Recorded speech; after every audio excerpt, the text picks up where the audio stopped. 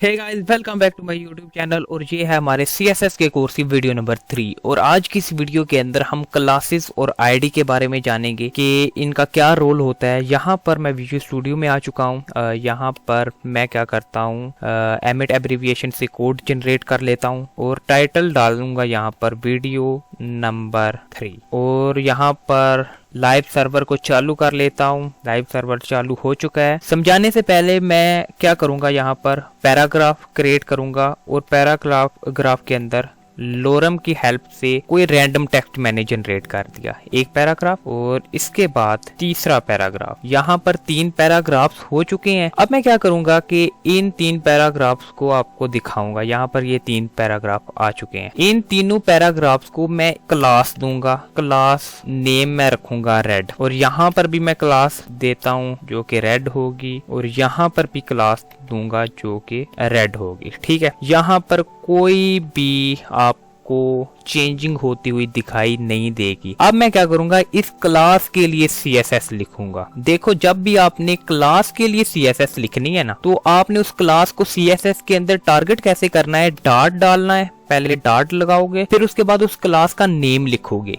और फिर करली ब्रेसेस के अंदर क्या डालोगे, उसकी CSS। मैं यहाँ पर डालता हूँ बैकग्राउंड कलर है ना जो, वो रेड हो जाए। अब क्या होगा कि इन तीनों का बैकग्राउंड कलर रेड हो जाएगा। क्यों? इन तीनों की क्लास सेम ही है। क्लास सेम होने का मतलब ये है कि एक क्लास में एक से ज्यादा बच्चे होते हैं ना, बिल्कुल उसी तरह एक क्लास में एक से ज्यादा एलिमेंट्स होते हैं। रियल वर्ल्ड में अगर आप किसी भी क्लास की बात करो, फर्ज करें कि छठी क्लास है, क्लास 6 में 12 स्टूडेंट्स हैं, तो उनकी कौन सी क्लास होगी, क्लास 6 होगी। अगर कोई टीचर ये कहता है कि क्लास 6 के बच्चों को कल छुट्टी है, तो इसका मतलब है कि सारे बच्चों को कल छुट्टी होगी जो क्लास 6 में पढ़ते हैं। मैंने यहाँ पर कह दिया कि ये जो रेड क्लास है ना, इसमें बैकग्राउंड कलर रेड होगा, तो जिस की ये क्लास होगी उसका बैकग्राउंड कलर रेड हो जाएगा। यहाँ पर मैं डालता हूँ अगर एक हेडिंग, और हेडिंग के अंदर मैं लिखता हूँ I am हेडिंग, और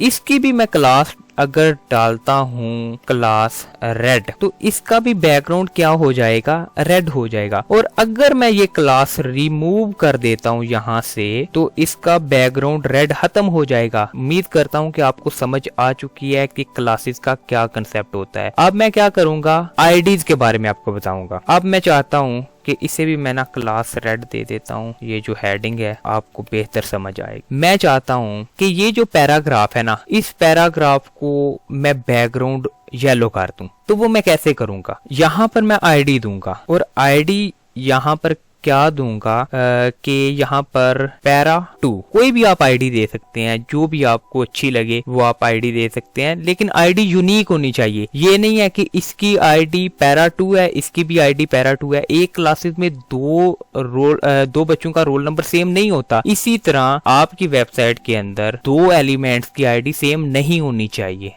ठीक है, तो यहाँ पर मैं क्या करूंगा, मैं चाहता हूं कि ये जो पैराग्राफ है ना, पैरा 2, जिसकी आईडी मैंने पैरा 2 दी है, इसका ये जो बैकग्राउंड है वो येलो हो जाए।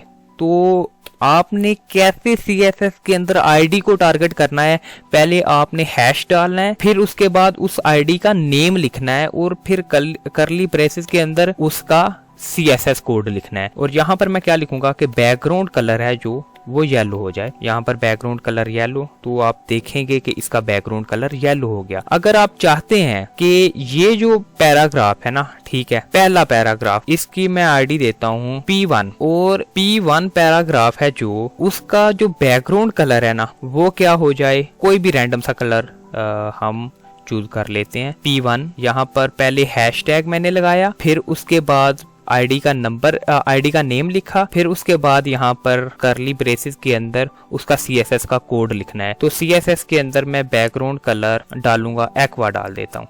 ठीक है, मैंने यहाँ पर एक्वा डाला, तो ये पहले का एक्वा हो गया। आईडीज डिफरेंट होती है और क्लासेस सेम हो सकती हैं। ये बात याद रखना कि आपके कोड के अंदर लेकिन उनकी आईडीज डिफरेंट होंगी। अगर कोई टीचर ये कहे कि रोल नंबर 6 को सुबह छुट्टी है, तो इसका मतलब ये नहीं है कि पूरी क्लास को सुबह छुट्टी है। रोल नंबर 6 एक बच्चे का होगा, वो सुबह छुट्टी करेगा, बाकी सब आएंगे। लेकिन अगर ये कहता है टीचर के क्लास कोई भी क्लास रेड है, उसके स्टूडेंट्स सुबह रेड कलर का जो ड्रेस है वो पहन कर आए, तो इसका मतलब है कि सारे के सारे बच्चे रेड कलर का ड्रेस पहन कर आएंगे। ठीक है, उम्मीद करता हूँ कि आपको क्लासेस और आईडीज की समझ आ चुकी है। नेक्स्ट वीडियो के अंदर हम CSS सिलेक्टर्स की बात करेंगे। तब तक के लिए अगर वीडियो अच्छी लगे वीडियो को लाइक और चैनल को सब्सक्राइब करो। मिलते हैं बहुत जल्द एक नई वीडियो में, तब तक के लिए अल्लाह हाफिज।